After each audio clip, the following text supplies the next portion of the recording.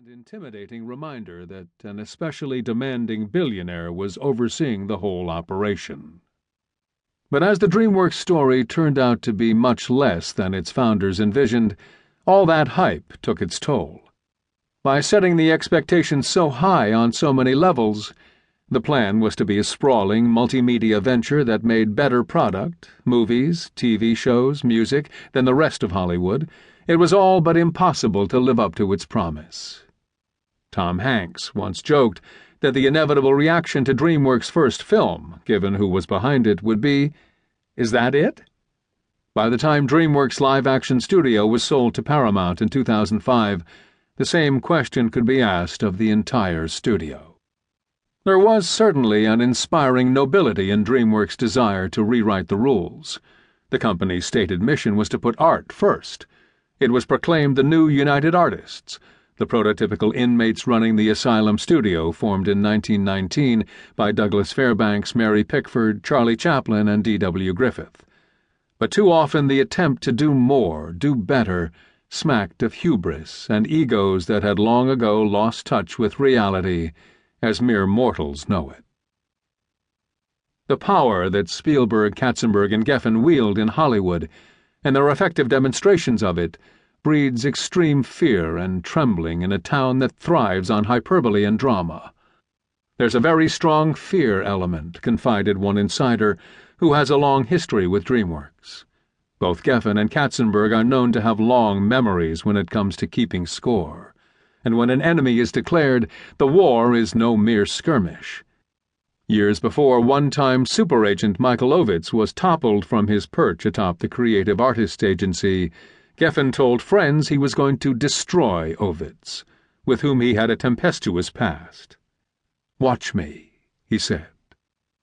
Ovitz undoubtedly had a hand in his own fall, but Geffen fueled the process, trashing Ovitz for years, and creating the perception that he was very damaged goods. The result of these effective theatrics was estimable.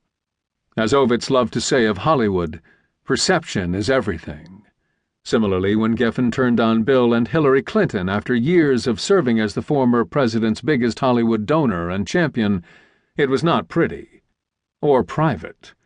Everybody in politics lies, but they do it with such ease it's troubling, Geffen told New York Times op-ed columnist Maureen Dowd, whose column was considered, at least where Hollywood contributions were concerned, a watershed moment in the 2008 race for the Democratic presidential nomination, turning things in Barack Obama's favor.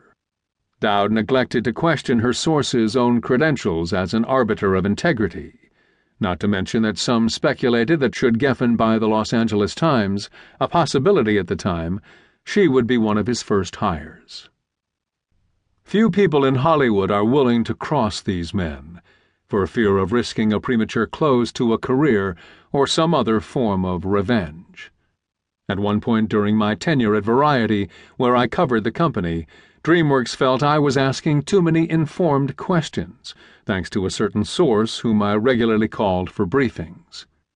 Through a semi-elaborate baiting system, referred to within DreamWorks by some as a massive sting, the chatty source was identified and blackballed by the studio. DreamWorks employees who divulged too much were met with similar treatment. One former executive confided that when too many stories about the company started showing up in the press, Geffen addressed the staff, laying down threats. "I've got phone records," he said. "I'll go through them and find out who's talking. We'll get you." Granted, talking to the press is verboten at most Hollywood studios, but at DreamWorks the fact that it is David Geffen making threats makes it more chilling. Katzenberg made dozens of calls, warning sources not to talk to me for this book, a reality that made telling the DreamWorks story a delicate, difficult process. At times I wondered who was working harder to make contact with people, Katzenberg or myself. As a result, many of the more than 200 people I interviewed only felt comfortable under the veil of anonymity, and even they were anxious. I got used to nervous glances toward restaurant entrances, quick exits. My attempts to change the minds of the DreamWorks partners about being interviewed were futile. In one of my few conversations with Katzenberg, he expressed his anger that I had set out to profit from his story, A saga, mind you. To keep listening to this audiobook for free, click the link in the description. It will take you to a free Audible trial where you can listen to this and many other books for free for 30 days.